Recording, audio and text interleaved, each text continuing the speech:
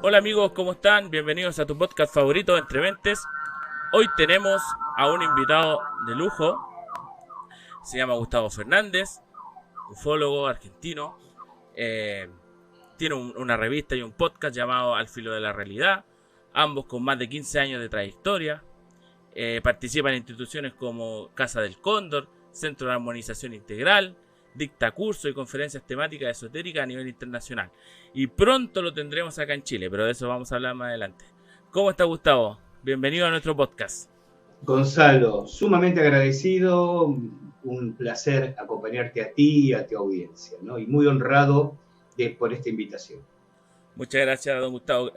Gracias a usted en realidad, porque nosotros somos un proyecto que está recién comenzando y hemos tenido buena acogida. Así que muchas gracias por estar con nosotros. Mire, el tema que nos convoca son muchas cosas, pero estaba yo en el paradero esperando la micro para venir a la entrevista y vi un ovni. Vi una luz que se movió, después se movió para abajo, para arriba, no era como un avión ni un dron. Y, y comenzar con este tema. O sea, nos podría... Hay un ¿cómo se llama esto? Usted tiene como una temática entre ufólogo versus un omnílogo, ¿cierto?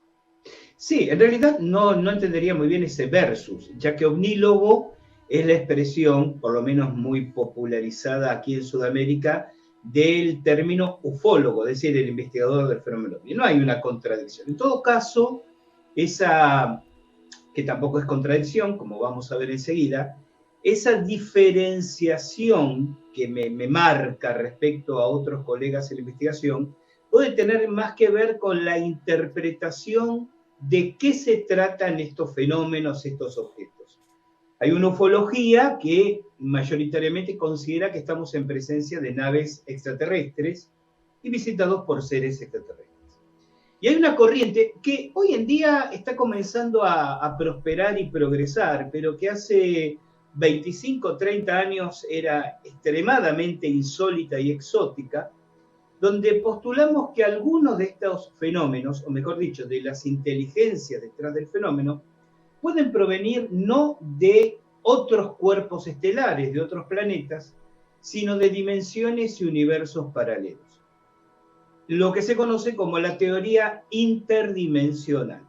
Insisto, hoy en día está más difundida, pero 20, 25 años atrás éramos muy pocos. Si bien yo tuve precursores muchísimo más trascendentes e importantes que yo, como Jacques Vallée, como Salvador Freixedo, como John Keel, que precisamente desarrollaron ese concepto. Pero si me permites un minuto, quiero redondear una reflexión importante. Creo que una de las cosas que más ha demorado conocer el fenómeno, o por lo menos avanzar en su comprensión, es los antagonismos que hay en la búsqueda de explicaciones. Los ufólogos creen que el fenómeno es extraterrestre o es interdimensional, o son prototipos secretos, o son naves que se mueven en el tiempo. Y el fenómeno ovni, la palabra lo dice, es lo no identificado, perfectamente puede englobar todas esas explicaciones y algunas más también. Es decir, el hecho de que yo sostenga, como lo hice en su momento en un libro titulado Chamanes de las Estrellas, que buena parte del fenómeno no sería extraterrestre, sino que provendría de dimensiones, universos paralelos, no elimina la posibilidad que a través de la historia, especialmente de la humanidad, hayamos sido visitados y sigamos siéndolo por seres extraterrestres. Insisto mucho en esto, una teoría no anula la otra. Y el Perfecto. error, o uno de los errores, creo yo, con todo respeto lo digo, de la ufología, es esta lucha de egos respecto a cuál es la única teoría que estaría explicando el fenómeno. Porque además, Gonzalo, de lo único que estamos seguros y ciertamente convencidos cuando estudiamos el fenómeno ovni es de lo que no es en lugar de qué es lo que es. Es decir, investigo un ovni, el que tú viste hoy, Perfecto. y hablo con el testigo y lo ubico en el escenario de los hechos y busco información y digo, No es un avión, no es un globo sonda, no es un satélite, supongamos que no es un dron, no es un fenómeno atmosférico, o sea, no, entonces es un ovni. Pero lo que yo he hecho es eliminar las explicaciones convencionales. Eso no significa que lo que queda necesariamente deba ser extraterrestre. Porque esta especie de actitud, que inclusive es masiva en la gente que le interesa este tema, que sin ser investigadora se apasiona y ve videos, escucha podcasts y lee artículos. Es decir, bueno, si no es nada humano, entonces tiene que ser extraterrestre. No necesariamente. Yo siempre lo digo en mis conferencias de esta manera. Mira, uso este ejemplo. Digo, veo en el cielo una luz de comportamiento extraño, presuntamente inteligente, y digo, oh, un ovni, seguramente una nave extraterrestre. Veo una luz de comportamiento extraño, presuntamente inteligente, de noche en un cementerio, y digo, oh, un fantasma, seguramente un espíritu. Pero en ambos casos, de lo único que estoy seguro es que vi una luz extraña de comportamiento inteligente. Correcto. La explicación, es una nave extraterrestre o es un espíritu, es una cuestión cultural de acuerdo al marco donde el fenómeno se manifiesta, en un caso en el cielo y otro en un cementerio. Al contexto. El contexto. Pero eso es una deformación, es un sesgo de aceptación, no es una explicación. Lo único que es cierto es que vi una luz extraña de comportamiento presuntamente inteligente. Entonces, creo que uno tiene que tener la mente suficientemente amplia para entender que cuando investigamos el tema OVNI, tenemos que estar abiertos a distintos tipos de hipótesis explicativas. Habrá casos donde todo apuntará a señalar el descenso de una nave, si lo quieres decir así, alienígena. Y habrá episodios donde tenemos que decir, bien, aquí hay una deformación de la realidad, aquí hay un evento que parece ser la manifestación de entidades de otros planos dimensionales. En la medida en que estemos pujando respecto a si la explicación es una u otra, van a pasar otros 70 años y vamos a seguir parados en el mismo lugar. Claro, y en ese sentido, se sabe que la historia de OVNI moderna comienza con el avistamiento de Kenneth Arnold en el 24 de junio de 1947. Pero, tal como en el caso de Betty y Barley Hill, podemos sospechar que existen episodios anteriores a ello. ¿Cree usted que exista constancia de ovnis previos al avistamiento de Kenneth Arnold? Sin duda, hay muchísima, por lo menos en el ámbito de la bibliografía especializada, ¿no? Hay muchísima documentación previa, punto que no se le decía platillos volantes. Arnold, el impacto de Arnold, que en realidad no es de Arnold, sino de un periodista que lo entrevistaba. Arnold dice, se desplazaban en el aire como los platillos que rebotan sobre la superficie del agua, y un periodista titula platillos volantes. Pero anteriormente, y depende de qué época histórica queramos dirigir la atención, tenemos documentación, registros, testimonios, los cohetes y aviones fantasmas que aparecían en Noruega en 1931 y 1932, los libros del norteamericano Charles Ford están plagados de extrañas maquinarias en los cielos, las apariciones de los dirigibles fantasmas sobre Estados Unidos entre 1896 y 1898. Ahí tienes un caso muy interesante. Si me permite, me quisiera explayar unos minutos porque es uno de los casos más interesantes y además que a mí me enseñó mucho cómo piensa la mayor parte de mis colegas ufológicos, porque a veces yo me encuentro como cierta especie de mordacidad en algunos colegas cuando presento algunas investigaciones y las conclusiones a las que llego son absolutamente opuestas a lo que se espera que uno concluya. O sea, parece que en la ufología todo se reduce a sostener que había naves extraterrestres o decir que era un fraude, una confusión, un evento natural. Parecería que cualquier otra respuesta es En 1897 cae un ovni en un pequeñísimo pueblo al noroeste de Texas, llamado Aurora, Ya. que para los sudamericanos no hay que confundir con la estancia La Aurora en la República del Uruguay, también famoso lugar de manifestación del fenómeno. Este es un pequeño pueblito que en la actualidad tiene poco más de 300 habitantes. Un objeto echando humo viene cayendo, pero como a velocidad controlada, golpea contra un molino, propiedad de una finca de un tal juez Proctor, que vivía en el lugar, y se estrella. De entre los restos, esto está en periódicos de la época, de 1897, se extrae el cuerpo carbonizado de un tripulante que, según la crónica de la época, se sepulta en el cementerio local. Hay mucha bibliografía y videos que puedes ver en YouTube sobre el supuesto ovni, esta especie de Roswell, ¿no? Sí. Del siglo XIX, caído ahí. Y gente que sostiene que fue todo un invento, y gente que te sostiene que fue real y demás. Yo lo investigué en el terreno. En uno de mis viajes a Estados Unidos estuve investigando en el terreno. Y la conclusión a la que llegué, voy a empezar por la conclusión y luego te voy a decir rápidamente a ti y a los oyentes cómo llego a esa conclusión. Bueno. Es que no se trataba ni de una nave extraterrestre ni de un invento de la prensa sensacionalista de la época. Se trataba de un prototipo experimental de un grupo de masones que se estrelló en el lugar. ¿Y por qué esta conclusión?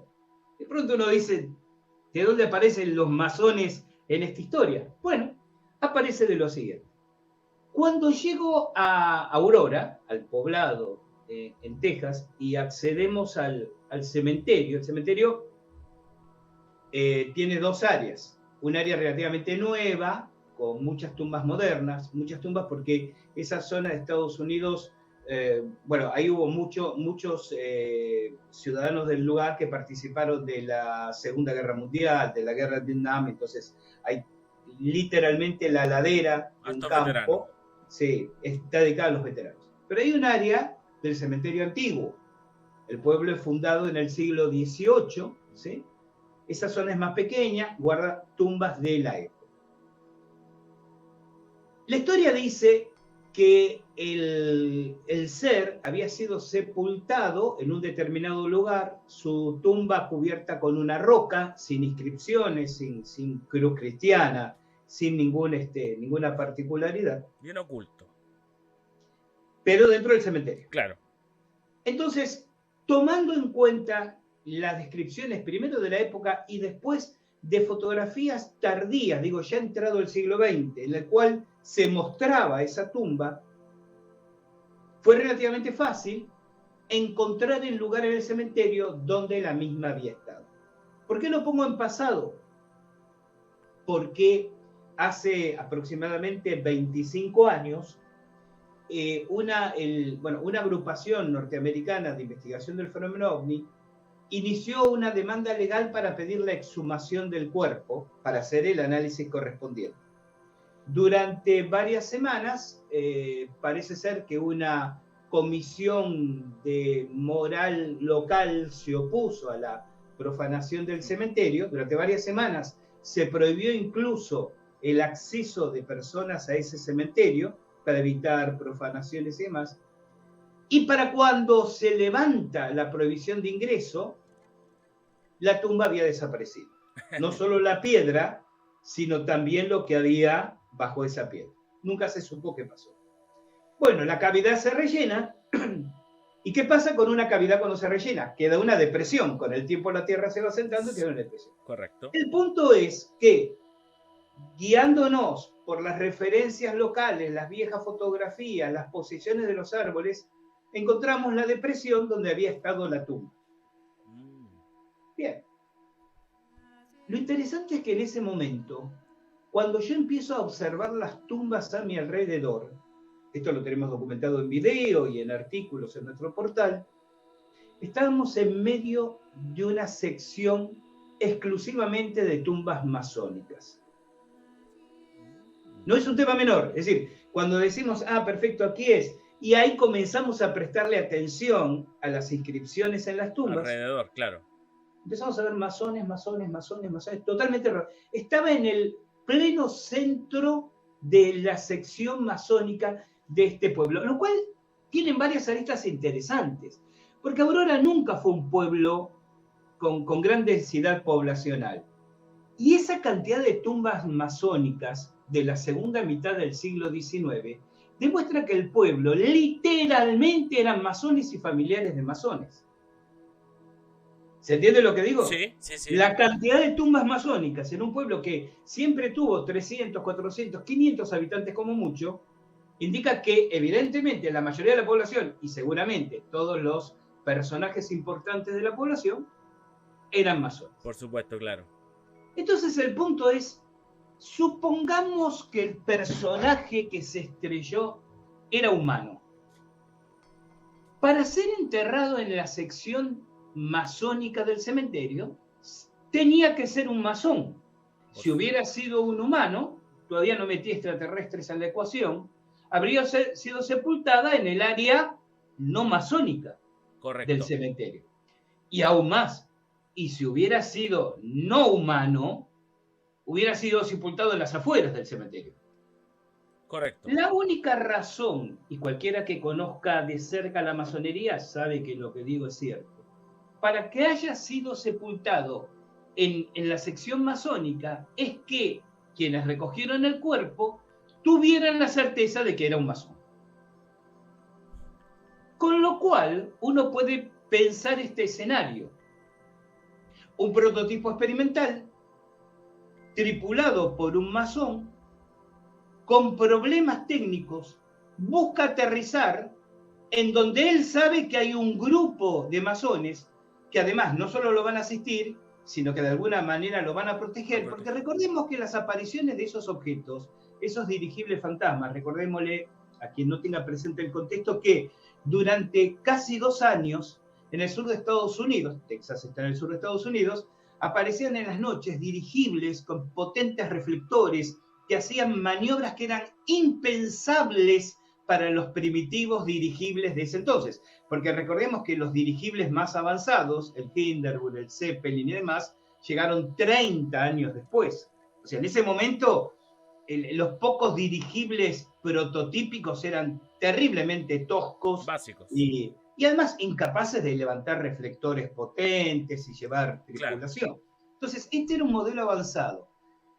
El individuo que lo tripula, quien se ve en problemas, recuerden que dicen la nave venía bajando y soltando profusión de humo, busca aterrizar en un lugar donde se sentiría protegido por la hermandad, por la fraternidad a la que pertenecía, con mala fortuna se estrella y se mata. En 1895, apenas 2 años antes de este accidente, un maestro masón de grado 33, escritor, a quien todos conocemos con el nombre de Julio Verne, lanza la novela Robur el Conquistador. Y esa novela describe un dirigible con las mismas características de las que a partir del año posterior a la publicación comenzarían a aparecer en Estados Unidos y el que cayó en Europa. Es decir, que podemos construir como un marco conspirativo, si te gustan las conspiraciones. Sí, me encanta. Donde, sí, por eso te lo decía, donde un maestro masón, Verne, en clave de novela, el que tenga ojos para ver que vea, anticipa lo que iba a estar pasando, literalmente meses después de la publicación de la novela, en territorio de Estados Unidos. Las pruebas, los prototipos de naves diseñadas dentro de una fraternidad masónica, por empresas manejadas por masones, una de las cuales tiene un accidente y cae en Aurora. Yo quiero insistir con este punto, porque recuerdo que algún debate que he tenido con colegas ufólogos me han dicho, bueno, Gustavo, pero esa teoría, el único argumento que tienes es que la tumba estaba en medio de las otras tumbas masónicas. Entonces yo le digo, ese es el comentario típico de los que los masones llamarían un profano. Porque tú entonces no tienes la menor idea de la importancia simbólica que tiene para los masones, por ejemplo, a quién sepultan, a quién no en su cementerio. Por supuesto. Bueno, el punto es que esta teoría, es decir, ¿saben? El OVNI-crash de Aurora, Texas, ni fue extraterrestre ni fue un fraude. Fue un experimento masónico que salió mal. Para el ambiente ufológico es disruptivo, por decirlo de una manera educada, ¿no? Porque se espera estas explicaciones convencionales. ¿Son aliens? O en realidad no, miren, es toda una mentira. Entonces yo creo que con el tema OVNI tenemos que permitirnos eso, descubrir que tenemos un fenómeno, tenemos un evento, un caso, como puede ser este que comento, extraño, insólito, misterioso. No nos quedemos encerrados en un par de explicaciones, la extraterrestre o la convencional. Abramos la cabeza a admitir que puede haber otras maneras de mirar los episodios e interpretarlos. Claro, y en ese sentido, don Gustavo, este fenómeno llamado OVNI, a nosotros que nos presentan en las películas, en los documentales, muchas veces que son seres o razas invasivas que vienen como a destruir la Tierra, a esclavizar al humano. ¿Por qué cree usted que se debe que la gente todavía tenga eso en su cabeza y no piense de otra forma? De que a lo mejor son seres que vienen del futuro o, como dice usted, de otras dimensiones, que quizás nos vienen a ayudar, vienen a aportar cultura, no sé. Yo estaba conversando en estos días cuando mencionabas las distintas instituciones y grupos de trabajo a lo que pertenezco. ¿Sí? Hay uno también que, bueno, obviamente no tenías por qué mencionarlos todos, que se llama Proyecto Zona Uritorco, ¿no? Es un proyecto de un grupo de investigadores, nos hemos hecho enormemente amigos, donde estudiamos los fenómenos en principio asociados a un punto caliente, ufológicamente hablando en Argentina, que es el Cerro Uritorco, pero extendemos nuestros intereses a otros ámbitos, ¿no? Perfecto. Y hace un par de días en este grupo estábamos debatiendo y el grupo está formado por, bueno, además de quien les habla, Alberto Marzo, Emanuel Giudice, Marcelo Metayer y Adrián Varela. Y Emanuel en un momento hace un comentario muy interesante, dice, ¿qué está pasando estos últimos días? ¿Qué tenemos? Las opiniones de Grouch, este ex agente de la CIA y militar norteamericano, que están conmocionando a todo el mundo. A.V. Loeb haciendo una expedición en el Pacífico buscando los restos de una nave extraterrestre. Google, que ayer, es decir, el día anterior que estamos haciendo este encuentro, debajo de su buscador ponía una tecla, entérate de la búsqueda de vida extraterrestre. Lo que planteaba mi amigo y colega con mucho fundamento da la impresión de que hay una especie de orquestación en distintos niveles y simultáneamente desde distintos puntos del mundo para que compremos una manera de mirar el fenómeno. Hace 30 años atrás, tú eres muy joven y obviamente no tendrás recuerdo de esto, pero los que tenemos unos años lo recordamos con claridad. La idea instalada alrededor de la presencia de los ovnis era todo lo contrario de ahora. Los hermanos del cosmos, los mensajeros celestiales, ángeles de Jesús, vienen a salvarnos, a protegernos y a cuidarnos.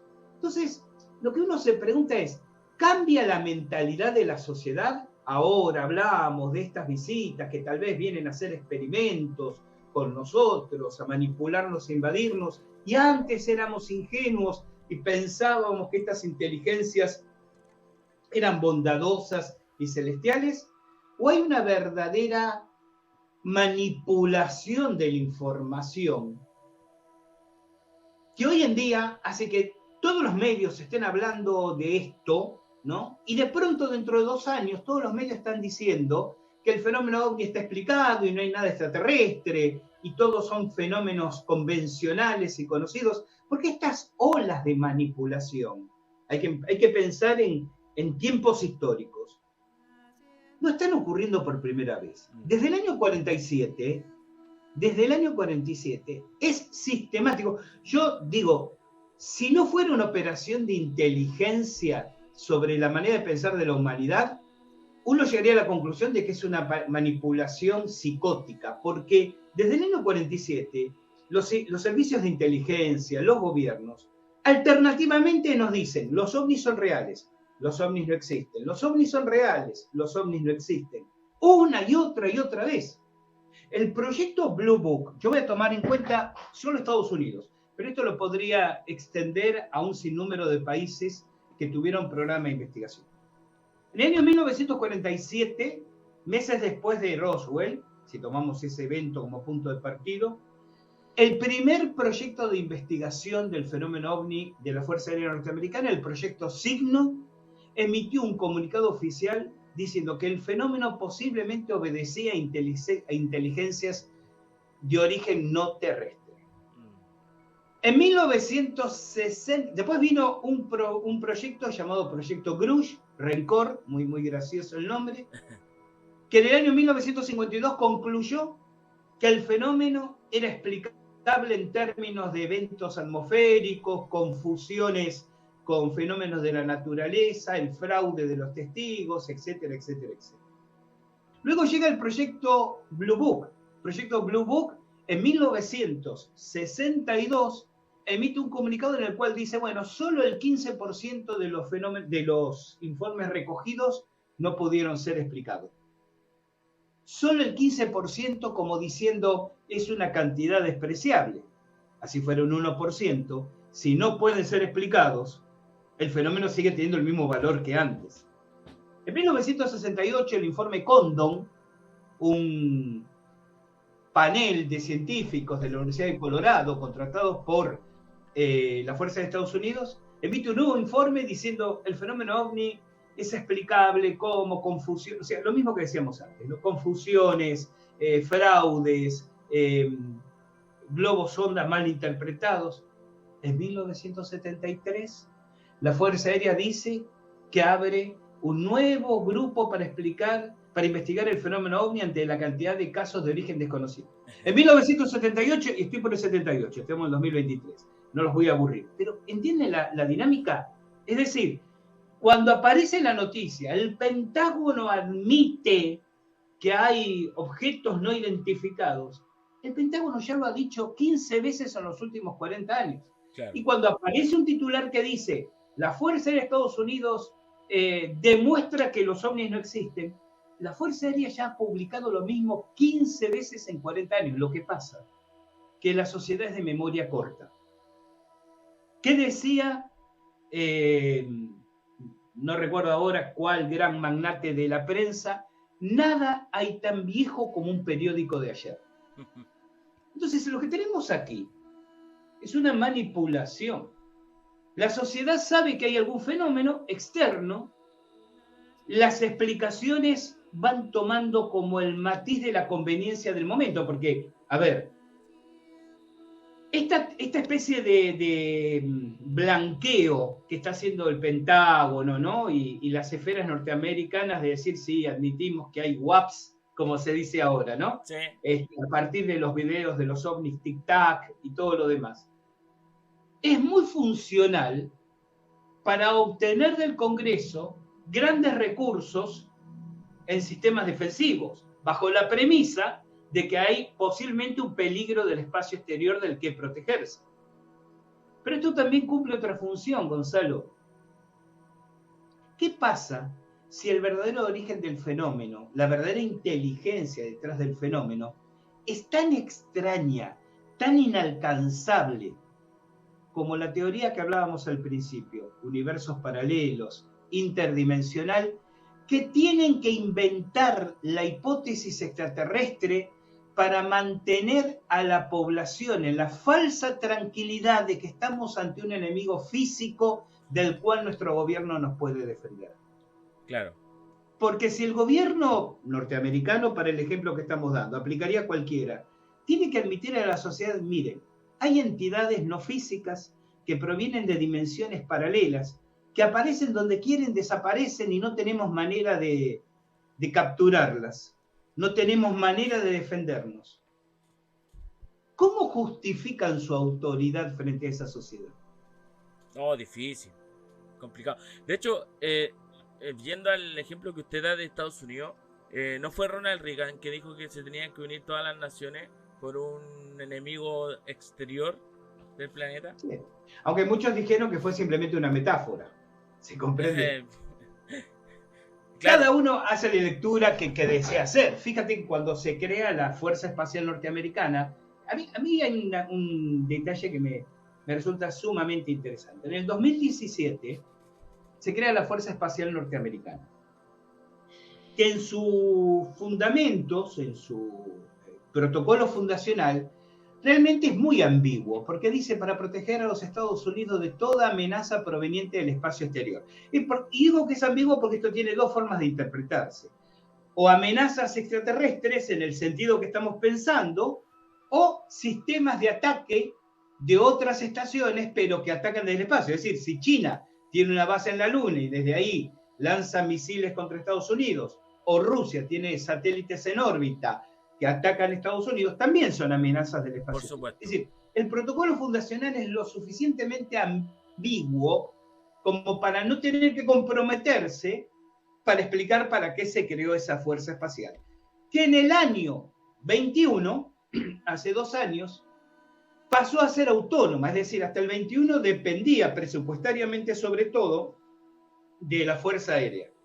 Desde el 21 pasó a ser un arma independiente, con el mismo rango, no la misma cantidad de recursos ni de personal, pero el mismo rango que el Ejército de Tierra, la Armada de Mar y la Fuerza Aérea. Entonces, eso fue en el 2017. En el 2017, y por ahí no es una historia tan conocida, es decir, la historia es importante, pero por ahí no todo el mundo tiene por qué tenerla presente, fue el año en que se descubrió, de hecho se publicó en los papers científicos, que se había descubierto, perdón por la redundancia, que la gravedad se transmitía por ondas. Había una viejísima discusión científica anterior a Einstein, en la cual el tema es cómo se produce la gravedad. ¿Por una deformación del espacio-tiempo o por la emisión de ondas, por un comportamiento ondulatorio? Lo que se descubrió en el 2017 fue el fenómeno de las ondas gravitatorias. ¿Por qué esto es tan importante? Porque el descubrimiento de la naturaleza de la gravedad como ondas es el primer necesario paso para el descubrimiento de los mecanismos de la antigravedad. Insisto con esto, el descubrimiento del 2017, la gravedad se transmite, se comporta de forma ondulatoria, es el primer necesario paso para desarrollar, si es que ya no lo han desarrollado, de aparatos de propulsión antigravitatoria, que es la puerta de las estrellas. Es decir, si algo nos va a llevar a otros sistemas estelares, no va a ser la propulsión química de los cohetes, sino formas de propulsión como la antigravitatoria. Justo el mismo año en que se crea la Fuerza Espacial Norteamericana. Coincidencia. Claro. Yo digo que es una coincidencia muy interesante, ¿no? Esto hay que tomarlo en cuenta. Bueno, esto nos lleva a otro tema, es decir, toda la historia oculta que desconocemos, todo lo que ocurre en el campo de la tecnología, de la historia, de la geopolítica, detrás de bambalinas, ¿no? Y que se nos oculta. Entonces, la hipótesis extraterrestre bien puede ser parte de la naturaleza de los ovnis, es decir, que algunos expliquen, pero también es una excelente excusa para obtener los recursos suficientes que destinar, por ejemplo, a la Fuerza Espacial Norteamericana. Claro. Que casualmente, y esto lo puede cualquier oyente con googlearlo, sale de duda, tiene un logotipo absolutamente idéntico al de Star Trek.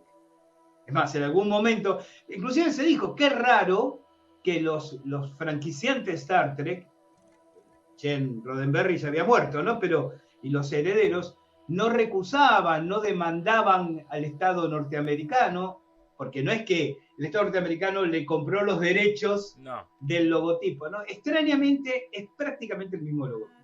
Raro. Sí. Por decirlo menos. Y en ese sentido, ya que hablamos de la morfología de los tripulantes, la morfología de las naves.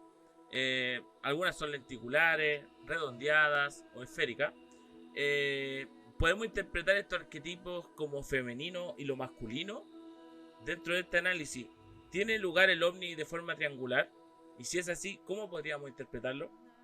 Es que si vas a hacer una lectura lacaniana o freudiana, estamos en un problema, es decir, tenemos los ovnis de género binario, no sé qué decirte. O sea, esta lectura, yo con todo respeto, ¿no? Esta lectura de los circulares representan lo femenino y las naves cigarro lo masculino, no quiero ser desconsiderado, pero realmente, digamos, me parece una interpretación muy, demasiado simple, un reduccionismo propio inclusive de un psicologismo que ya está pasado de moda. O sea, en la mirada psicológica de los 60, ¿no? El psicoanálisis de los 70. Ahí se entiende, claro. Sí, ahí se entiende. Pero hoy en día, ya. Porque además, tenemos infinidad de casos donde ni siquiera es triangular, donde tenemos ovnis cúbicos. Y qué extraña alquimia de la psicosexualidad vamos a hacer para explicar. Claro, sería transgénero. Claro, exactamente. OVNIs LGTB. O sea, claro. a lo que quiero llegar es a lo siguiente. Yo hasta cuestionaría por supuesto, estoy convencido que la enorme mayoría de los testigos son condicentes con lo que declaran, que cuando manifiestan y hacen sus reconstrucciones visuales, esto es coincidente. El tema es, no sé si necesariamente el ovni debe tener una forma o unas formas definidas. Mira, vamos a hablar un poquito de tripulantes. Dimos, si tú observas la casuística, hay cambios generacionales en el aspecto morfológico. Pero más aún, hay cambios de vestuario típicos de cada década.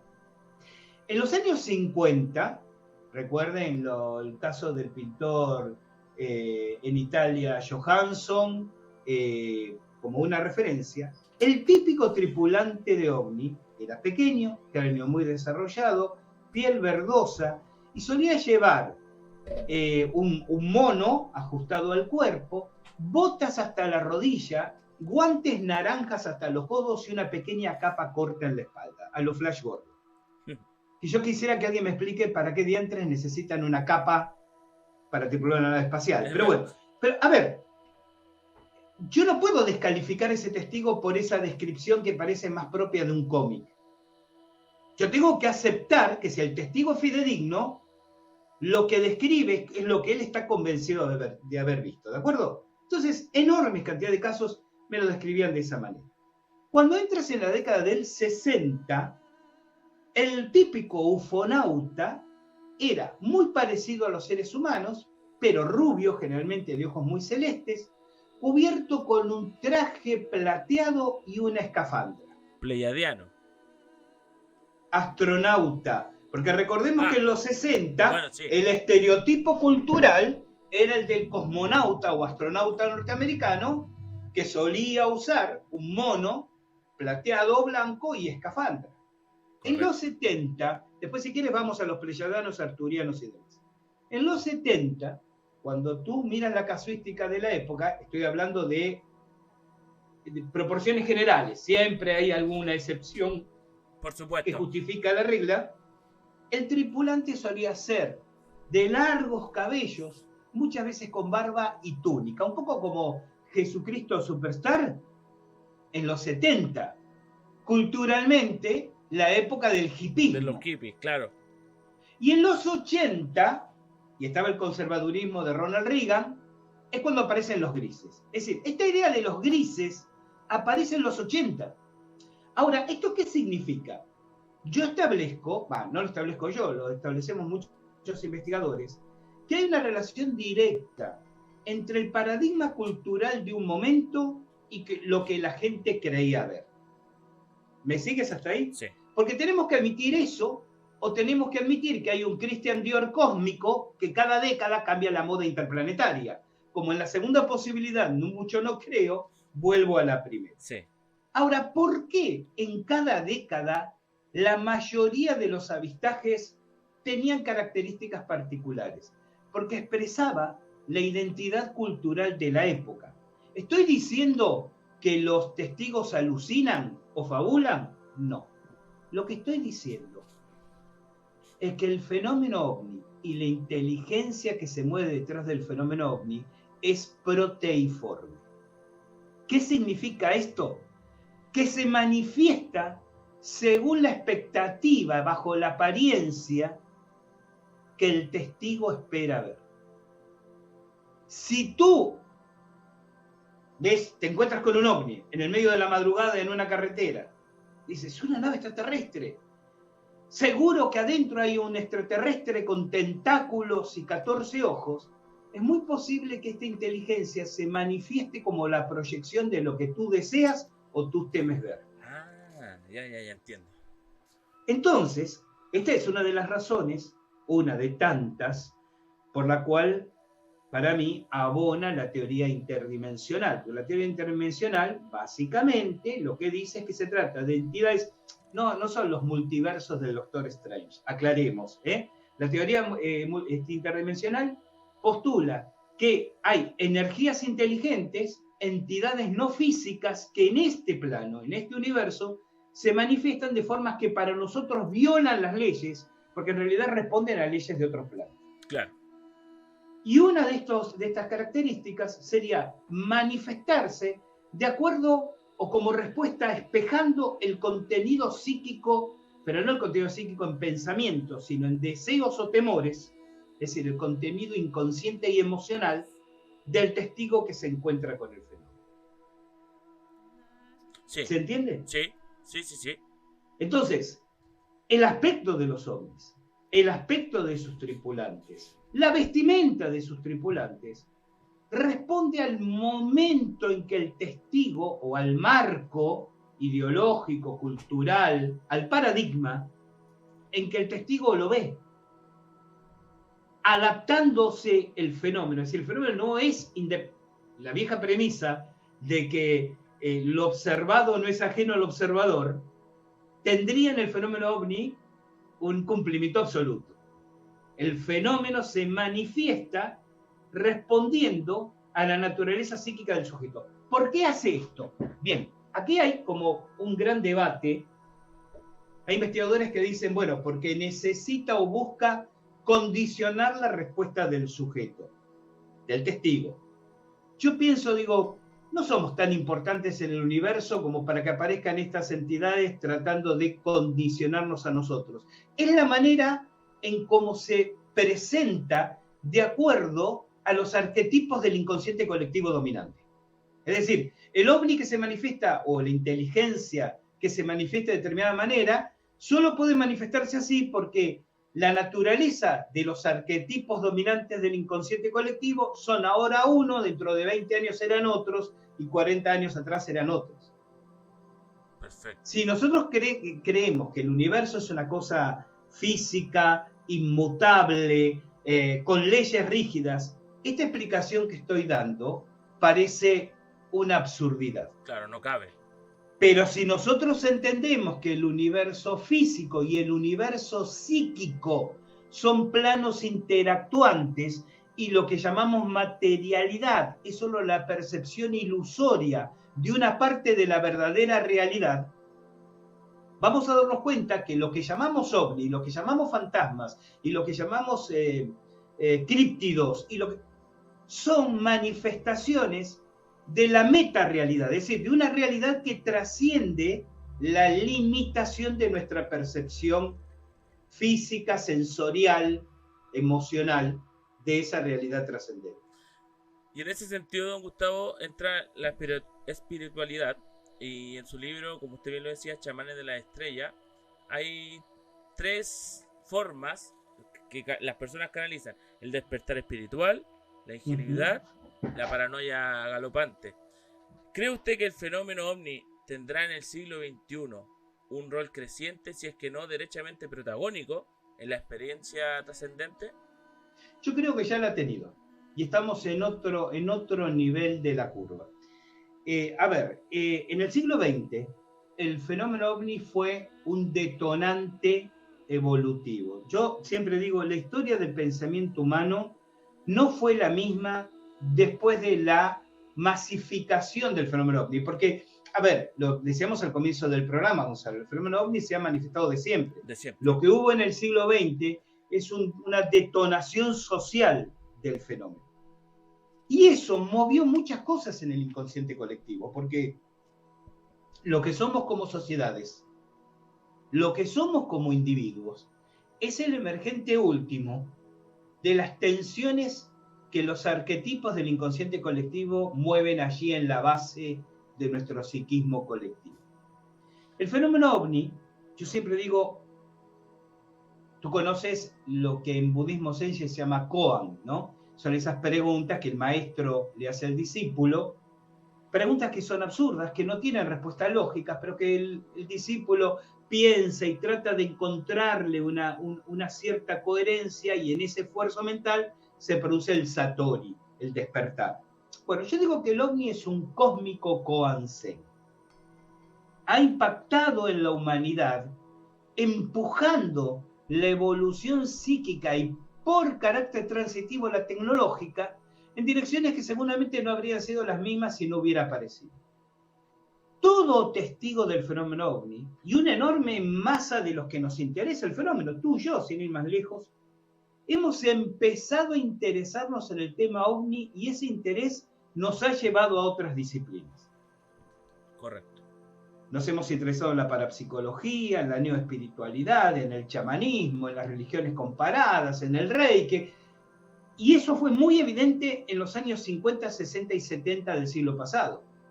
Lo que para nosotros, para mi generación, el interés monolítico en el tema ovni, con el paso de algunos años, empezaba a extenderse a otras disciplinas.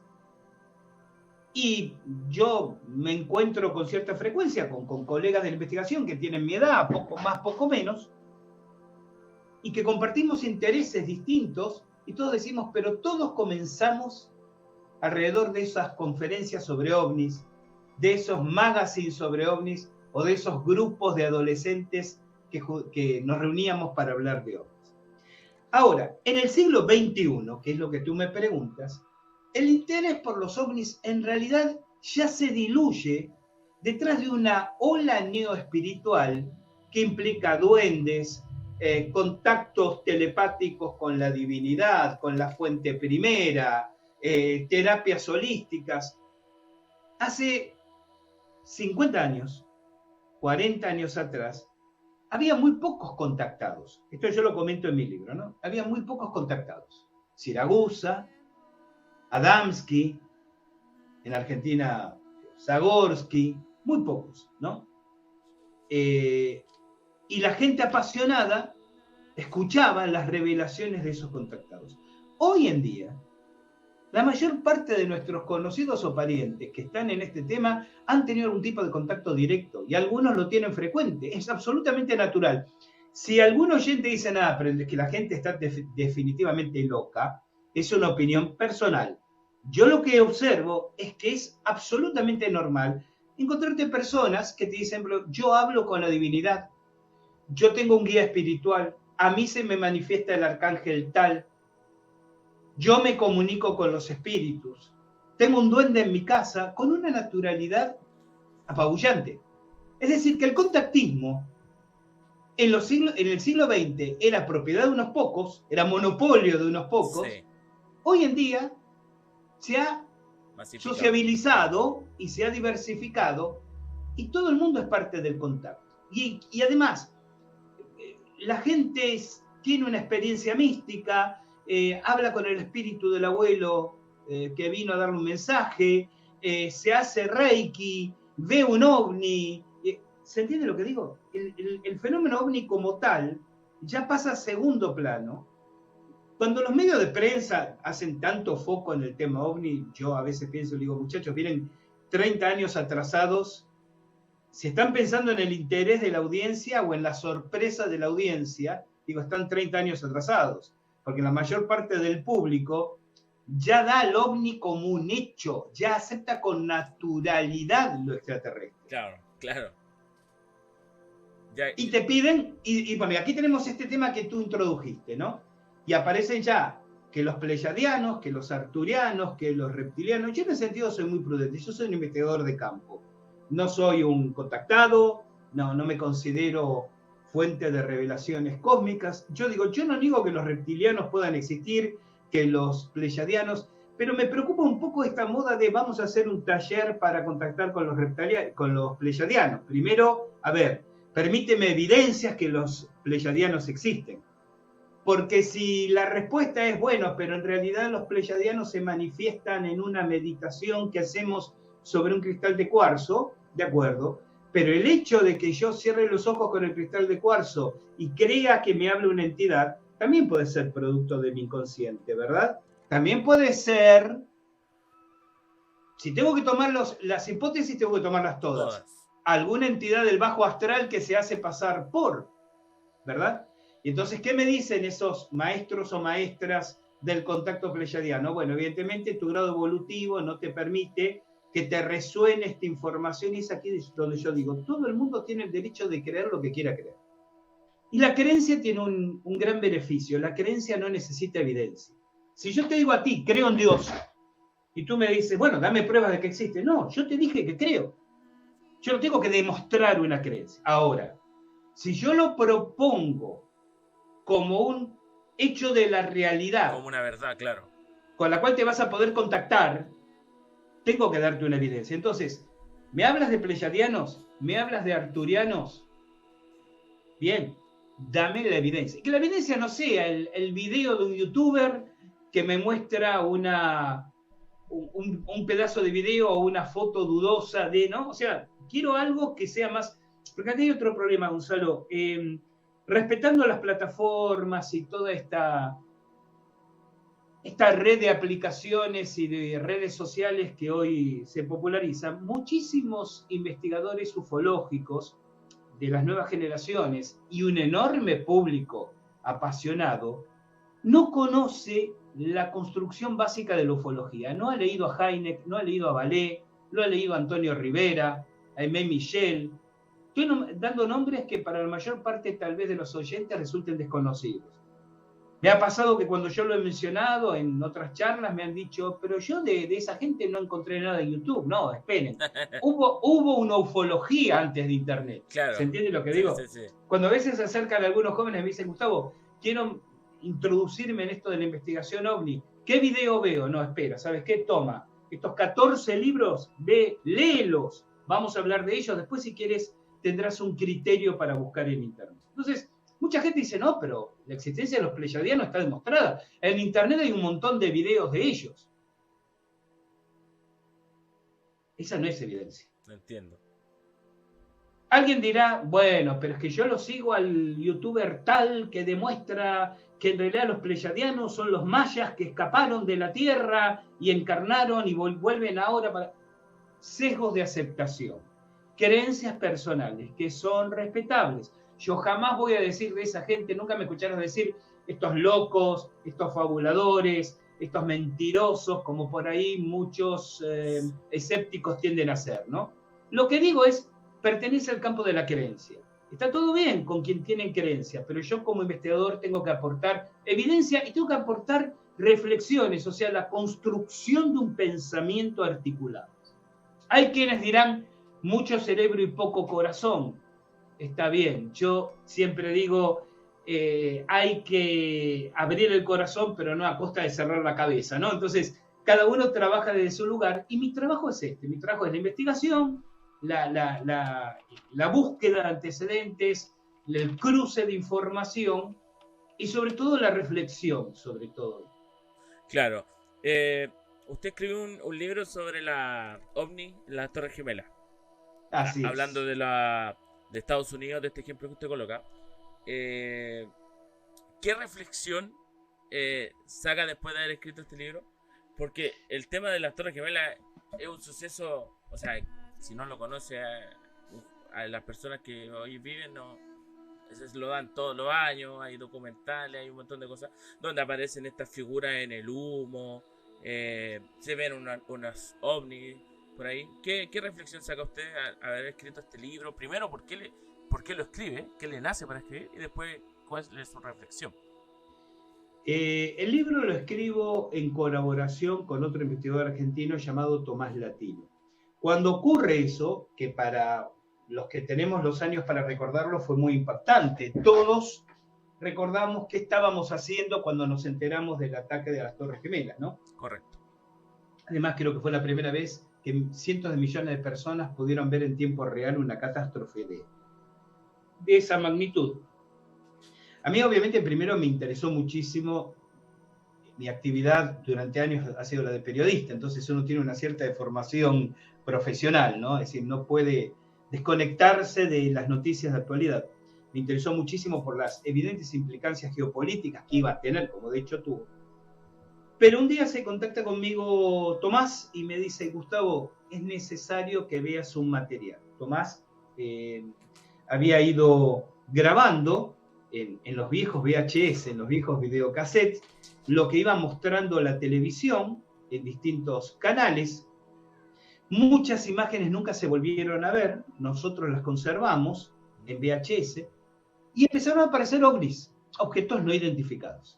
Entonces, cuando él mismo, investigador también del tema, dice, están apareciendo ovnis, yo recuerdo muy bien que cuando él me envía un mail un día y dice, hablemos por teléfono porque hubo ovnis o atentado a las Torres Gemelas, mi primera reacción, lo digo en el libro, fue de escepticismo. Digo, bueno, ya estamos poniendo ovnis hasta en la sopa. En todo, el tema claro. es que luego empecé a ver todos esos videos, empezamos a estudiarlos, fotograma por fotograma, y los objetos estaban ahí.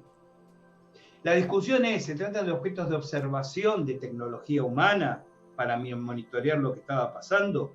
Es una posibilidad. La otra posibilidad tiene que ver con la explicación que yo di antes. Si el fenómeno ovni es la manifestación de inteligencias de una realidad paralela, cualquier hecho conmocionante que ocurra en esta realidad puede estar llamando la atención de esas realidades paralelas. ¿Se entiende? Así como han aparecido ovnis en campos de batalla En y en el escenario. En los viajes al espacio también. Entonces, todo eso que es intenso para el mundo, para la humanidad, claro.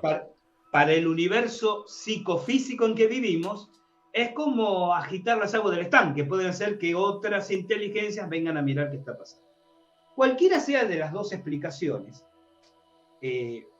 cuando empezamos a revisar todo el material, claro, uno revisa todo el material y va extendiendo su indagación.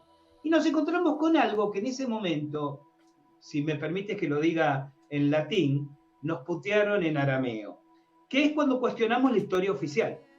A los pocos meses nos dijimos, esto, si no fue un autoatentado o un atentado de falsa bandera, cuando menos fue una acción permitida de agresión en territorio norteamericano, permitida por los grupos de poder de Estados Unidos. Entonces, el libro no solo analiza los videos, las fotografías, las películas donde aparecen ovnis y especulamos. Hay una tercera posibilidad, la tratamos en el libro, que lo que vemos como ovnis sean una proyección egregórica, es decir, que es lo egregórico, es una manifestación física visible del pensamiento colectivo, que ante el estrés emocional de millones de personas por lo que estaba ocurriendo, provocaran lo que en parapsicología se conoce como una ideoplastia, que es la materialización de una forma de pensamiento.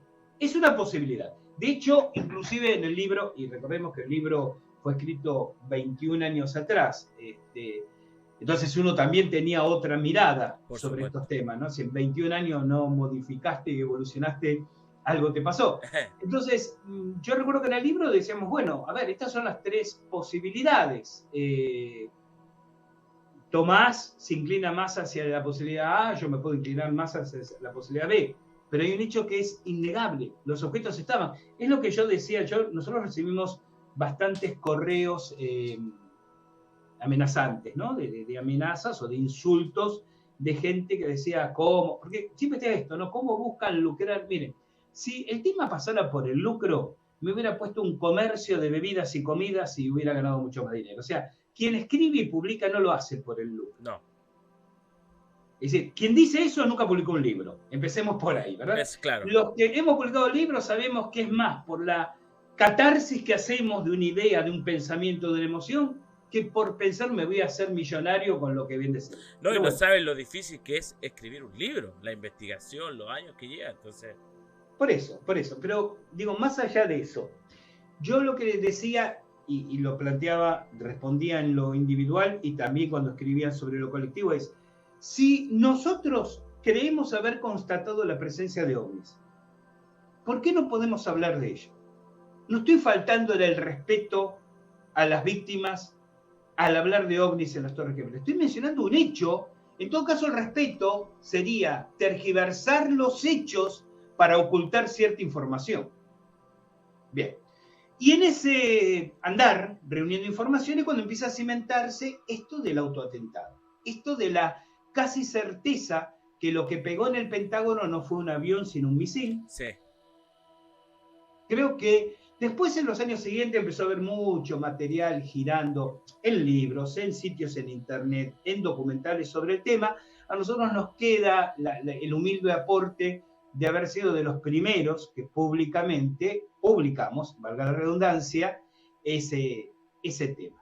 Entonces, ¿qué me llevó a hacerlo? La sorpresa de comprobar que efectivamente hubo ovnis en el atentado y la necesidad de compartir con quien esté interesado los resultados de nuestra investigación. Perfecto. Ahora yo lo quiero llevar más al sur de América, precisamente a Chile y Argentina, que se habla mucho de ciudades subterráneas, ya sea físicas o astrales, y que se da mucho en zonas montañosas o cordilleranas. ¿A qué cree usted que se debería esta prominencia de nuestra tierra en estos relatos? Yo creo que no puedo evitar otra vez hacer una cierta aproximación psicologista, ¿no? En primer lugar, las montañas. Considero que tienen un peso fundamental en el despertar de arquetipos psicológicos. Quienes disfrutamos estar en la montaña, quienes hemos hecho montañismo, quienes hacemos senderismo, quienes nos conectamos con la montaña, sentimos que la montaña genera determinadas respuestas. En el año 1991, junto a un amigo, Fabián Rossi, hicimos el Aconcagua, subimos el Cerro Aconcagua. Pero no solo por el aspecto deportivo de la ascensión, sino que hicimos experimentos parapsicológicos durante nuestro recorrido. ¿Qué es lo que hicimos? En esos tiempos en que no existía internet, que no existían celulares, hoy puede parecer todo tan sencillo, subes con un celular a la cumbre de una montaña y transmites el podcast, pero en aquel entonces los medios eran inexistentes, no escasos, inexistentes. Entonces, lo que nosotros hicimos fue lo siguiente, si conoces los naipes Zener, ¿no? La baraja Zener que se usa en experimentos de percepción extrasensorial. Bueno, habíamos dejado coordinados con grupos en las ciudades de Paraná y Santa Fe, aquí en Argentina, que determinados días a determinados horarios, nosotros donde estuviéramos y ellos aquí a nivel del mar, íbamos a realizar un experimento con estos naipes Zener, cuyos resultados íbamos a comparar a nuestro regreso de esa travesía. ¿Se comprende aquí? Sí. Entonces, en Puente del Inca, en Plaza de Mulas, en Nido de Cóndores y finalmente en Refugio Berlín, hicimos estos experimentos, anotando puntillosamente horarios y resultados, y a nuestro regreso cotejamos con los grupos testigos que estaban aquí en nuestras ciudades. ¿Y qué comprobamos? Que cuanto más ascendíamos, y por lo tanto, cuando más esforzada era la situación en lo físico y en lo psíquico, menor el nivel de oxígeno, ¿no? Mayores resultados de acierto obteníamos con los naipes Zener. Es decir, esta idea de que vamos a hacer un experimento parapsicológico, entonces cerremos los ojos, pongamos la habitación en penumbra, una música suave, agradable, enciende un saumerio, como para propiciar la manifestación parapsicológica, es equivocada. El fenómeno se manifiesta cuando más estresante es la condición, lo cual tiene mucha lógica, porque si tú miras la bibliografía parapsicológica, ves que los casos mejor documentados de percepción extrasensorial ocurren en situaciones de dolor, de riesgo de muerte. La madre que percibe la presencia del hijo en el momento que éste cae muerto de un balazo en un frente bélico. La señora que siente la voz de su marido, quien acaba de chocar con su automóvil en una carretera.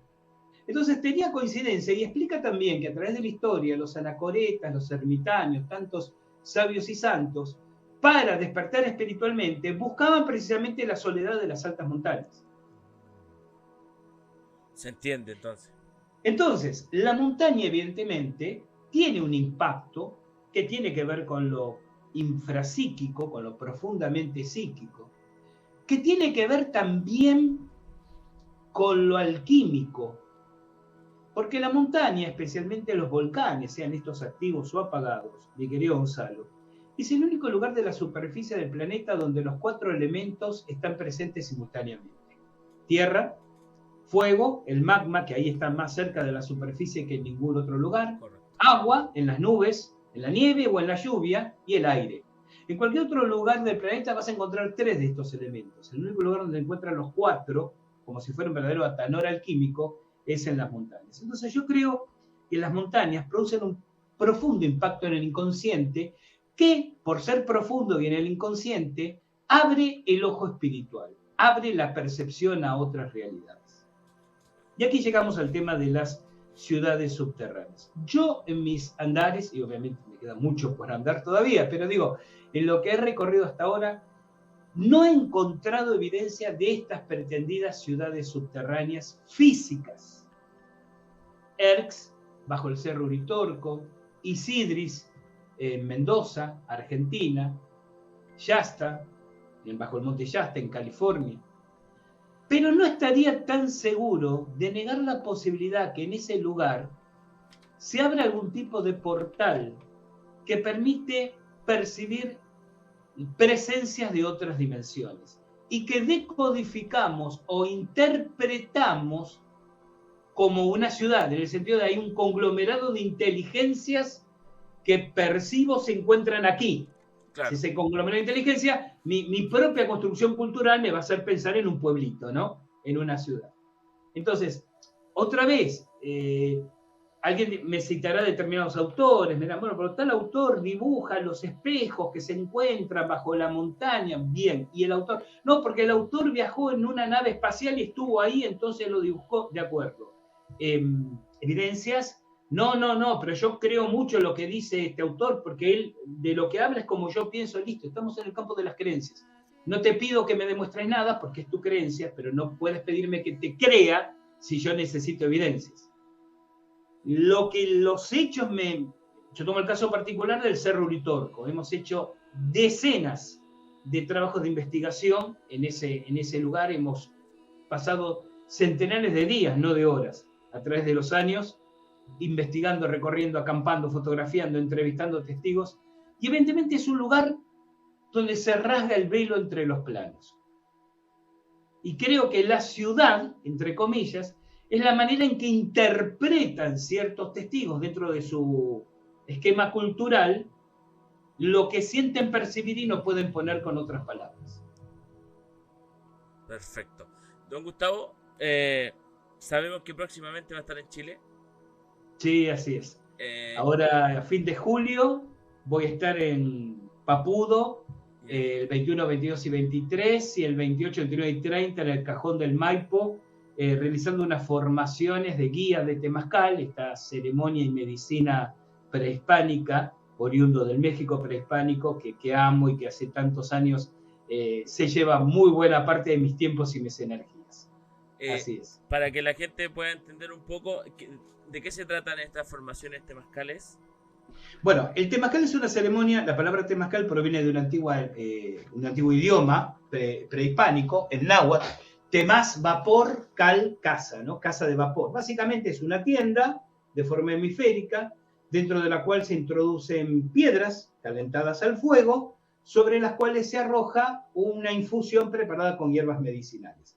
Eso eleva la temperatura, provoca una intensa sudoripación, algo así como los baños turcos, sauna, finlandés, pero con la particularidad que durante la ceremonia esto va acompañado de meditaciones, de cantos, de transmisión oral de conocimientos ancestrales. Eso es, muy sintéticamente, la ceremonia de Temazcal. La ceremonia de Temazcal tiene una dinámica particular, tiene como un protocolo, ¿no? Tiene como una ritualización que hay que cumplir, y las formaciones de guía de Temazcal son retiros de 3 días donde le transmitimos, digo transmitimos porque yo también lo he recibido de maestros en México, como para citar un nombre que pueden googlear, el abuelo Tlacaile, tal vez el más prominente difusor de la tradición tolteca en México. Le transmitimos a la gente cómo es la dinámica, cómo es el ejercicio del temazcal, cuáles son los contenidos, cuáles son las meditaciones, cómo se maneja la temperatura, qué resultados obtener, de qué manera a través de la ceremonia. Perfecto. Entonces, todo esto se van a poder encontrar la gente que próximamente vaya a estos cursos. Porque son cursos, ustedes le van a enseñar a estas personas.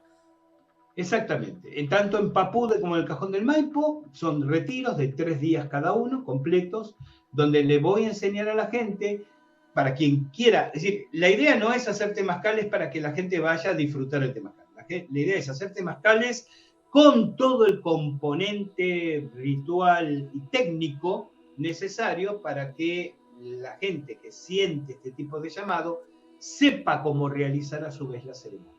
Perfecto. Don Gustavo, estamos dando por finalizar la entrevista. Para mí ha sido un gusto, aprendí muchas cosas que, como dice usted, no son dos extremos, que hay que creer o no creer, hay que buscar más formas, investigar más sobre los temas. Y creo que la gente, cuando vea la entrevista, va a quedar muy, muy asombrada con estos temas.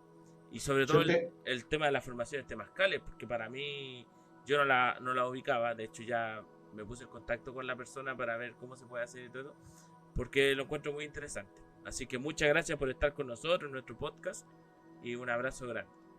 Gonzalo, yo en cambio soy yo quien está en deuda contigo por tu amabilidad, tu calidez, el inmenso agradecimiento por permitirme humildemente compartir mi punto de vista y sentirme, como te dije al principio y lo voy a repetir ahora, honrado de compartir unos pensamientos, no necesariamente para modificar la forma de pensar de nadie, sino para aportar una manera diferente de ver estos temas.